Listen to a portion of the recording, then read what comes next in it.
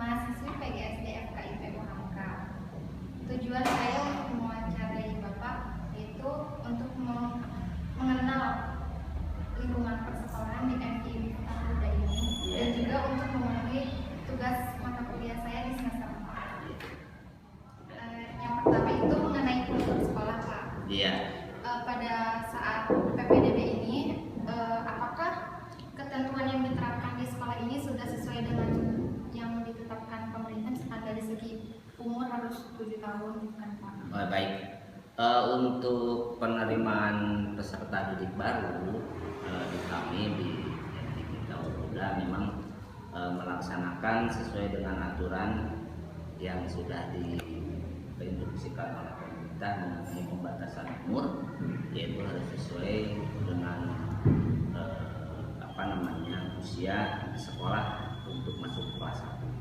Jadi kami menerima dari 7 tahun. Jadi kalau di bawah 6 tahun itu kami tidak menerimanya, meskipun orang tua ada yang memaksukannya, tetapi kami tolak. Dari setiap kelasnya ada berapa rombel, Pak?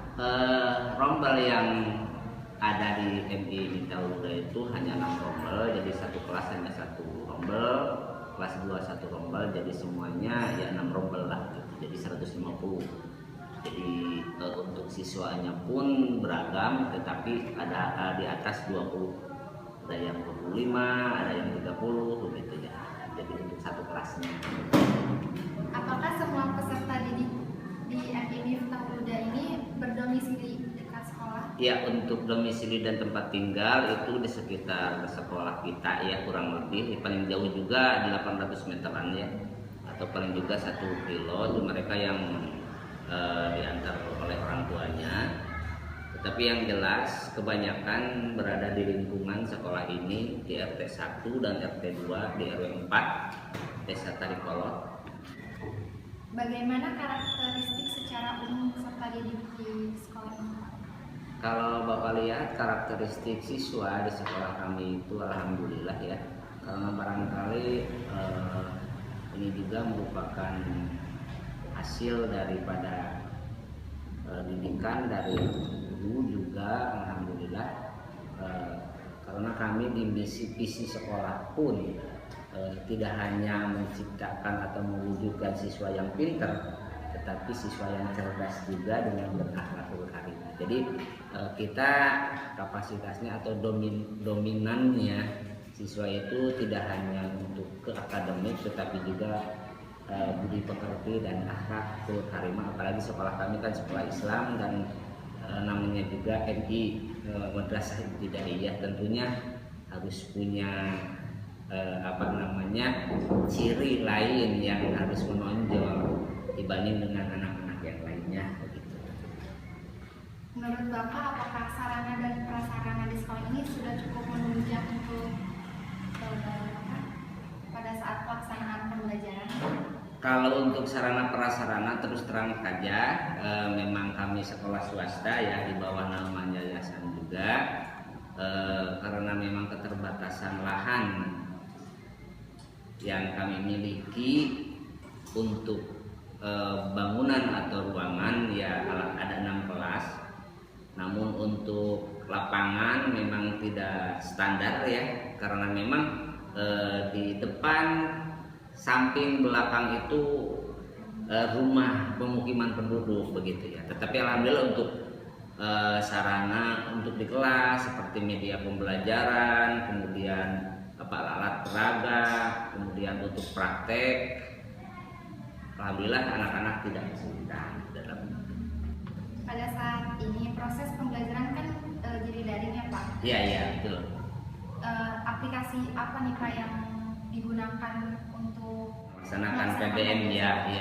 Nah, di dalam COVID pandemi ini dimulai dari bulan awal Maret ya, kami melaksanakan pembelajaran daring dan juga luring. Untuk kelas tinggi kami melaksanakan pembelajaran daring melalui online dengan WA dan dengan Zoom. Kemudian untuk kelas 1, kelas 2, kelas 3 karena termasuk kelas rendah yang mereka perlu bimbingan, jadi itu ada luringnya juga. Selain daring ada luringnya juga, dimana setiap minggu guru itu harus home visit. Untuk yang poin yang kedua Pak, Ya. tentang struktur organisasi dan tata kerja di sekolah. Iya. Bagaimana struktur organisasi yang ada di sekolah ini Pak? Mulai dari kepala sekolah hingga menjaga sekolah. Oh iya, kalau struktur organisasi itu kan kita sudah setiap tahun itu melalui dengan bekerja sama dengan komite sekolah membentuk kepengurusan memang supaya dilaksanakan secara rutin, dan mulai dari kepala sekolah, pembantu kepala sekolah, wakil kepala sekolah. Namun untuk di pendidikan dasar wakil kepala sekolah itu tidak ada sebetulnya. Karena apa? Karena memang beda dengan di SMP ya, gitu, ada jurusan-jurusan seperti itu. Dan selanjutnya wali kelas ada 6 ditambah guru bidang studi ada 2, dan ditambah dengan operator bendahara dan penjaga sekolah. Jadi itu kami musyawarahkan dan kami rekomendasi dulu ke yayasan, dan kami yang ditunjuk oleh yayasan untuk menjadi kepala sekolah langsung memusyawarahkan atau menyusun rencana untuk membentukan, dan alhamdulillah sudah terbentuk ya dari 2012 pun. Struktur kepengurusan di sekolah itu sudah terbentuk dan alhamdulillah bisa dilaksanakan dengan maksimal. Kalau untuk guru, nah untuk wali kelas itu disesuaikan, dan setelah kami lihat itu tergantung. Ada 2 tahun sekali kami merolling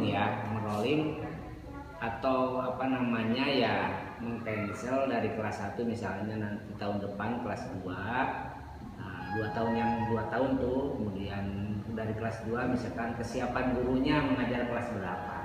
Dan alhamdulillah selama dilaksanakan ini kelas 1 bisa mengajar di kelas 6, kelas 6 bisa mengajar kelas, jadi mereka semua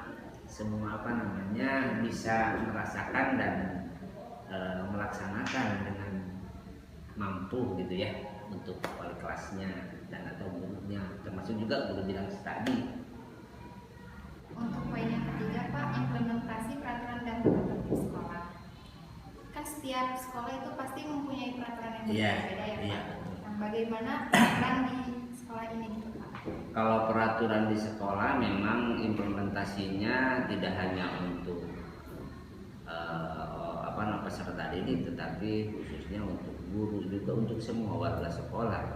Seperti misalnya aturan-aturan datang sebelum waktunya atau sebelum mulai jam pelajaran anak-anak, tentang pemberian tugas dan juga pembiasaan, itu memang kami tekankan kepada guru khususnya aturan tersebut, dan artinya guru harus menjadi figur yang bisa dibubu dan ditiru dan menjadi suri teladan untuk peserta didiknya. Salah satunya adalah di dalam jam kedatangan, di dalam efisiensi waktu masuk juga, dan jam pulang juga sudah kami terapkan dan alhamdulillah bisa dilaksanakan.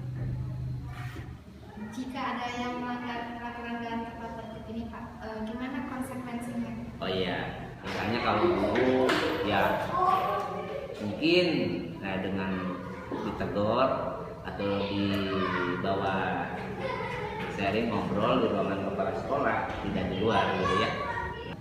Nah, kemudian apabila ada siswa yang melanggar di luar aturan, ya pertama diingatkan, siswa tersebut dibawa ke ruang BP, ke ruang konseling, kemudian kita tanya, kemudian bisa seperti itu gitu ya oleh wali kelas, kemudian dilaporkan ke kepala sekolah dan kita panggil orang tuanya untuk solusinya begitu ya. Untuk poin yang keempat Pak, kegiatan-kegiatan seremonial formal di sekolah ini. Boleh Pak. Pada hari Senin, apakah sekolah ini melaksanakan upacara pengibaran bendera merah putih secara rutin? Ya, dilaksanakan di ruangan atau di halaman sekolah. Pada pelaksanaannya siapa yang menjadi petugas upacaranya? Petugas upacara untuk petugasnya saja itu dari kelas 4, 5, 6 ya. Untuk kegiatan rapat dengan guru-guru Pak, apakah ada jadwalnya? Ada, jadi setiap bulan kita laksanakan untuk rapat guru untuk memantau, mengevaluasi, mengidentifikasi masalah-masalah yang muncul dan mencari solusi jalan keluarnya gitu ya.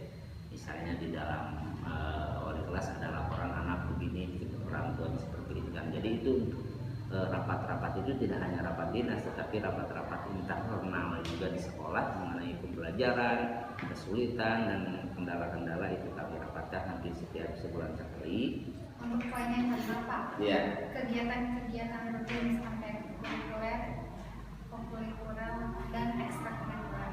Ya. Yang pertama, bagaimana kegiatan kurikuler atau proses pembelajaran yang ada di kelas maupun pembelajaran daring? Kalau untuk kurikuler ya pembelajaran internal di dalam kelas ya, karena memang kalau sebelum pandemi ini mah biasa normal ya, dan anak-anak juga bisa mengikuti di dalam kelas dan dilaksanakan setiap hari untuk kurikuler. Misalnya mereka di tiap kelas oleh wali kelasnya dibimbing doa, dibimbing segala macam lah begitu ya. Kemudian untuk ekstrakurikuler juga ada taktik di sini kita. Jadi anak-anak kelas 1, anak kelas 2, kelas 3 1 tahun itu harus ditargetkan harus hafal surat-surat tertentu yang sudah kita susun. Nah, ini mengenai kurikuler termasuk karena memang ada kaitannya dengan pelajaran Al-Quran hadis kan gitu ya. Selain itu juga ekstrakurikuler yang ada taekwondo, karate ya. Nah, selain itu juga olahraga. Namun yang paling kami tekankan itu yaitu taktik dan pramuka. Untuk poin yang keenam Pak, praktik kebiasaan dan kebiasaan positif di sekolah. Apakah ada kegiatan positif yang dilakukan di sekolah? Oh iya, jadi kegiatan rutin pembiasaan itu mereka melaksanakan sholat duha.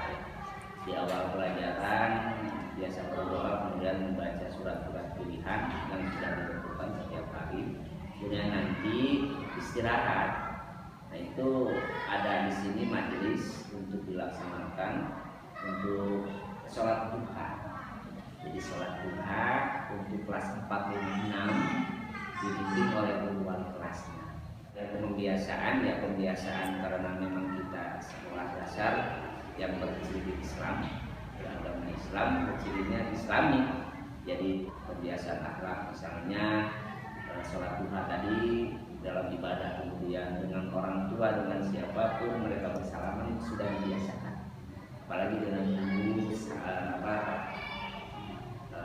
salaman, kemudian tangannya dengan orang tua, dengan yang lain, dengan temannya, kalau bertemu selalu mengucapkan salam. Itu yang kami tekankan kepada anak-anak di sini. Pak, terima kasih atas informasi yang telah Bapak berikan kepada saya. Tentunya sangat bermanfaat untuk memperluas wawasan dan memenuhi tugas saya. Iya. Sama-sama. Semoga Bapak beserta guru selalu diberikan kesehatan dan diberikan kelancaran dalam menjalankan aktivitas belajar mengajar di masa pandemi COVID-19 ini. Iya. Terima kasih juga deh ya sudah datang dan kemudian bisa bersilaturahmi dengan Bapak. Dan Bapak doakan juga semoga kuliahnya, semoga karirnya dimudahkan, kesuksesan sampai cita-cita bisa berhasil dan bisa diraih dengan mudah. Ya. Terima kasih Pak. Sama-sama.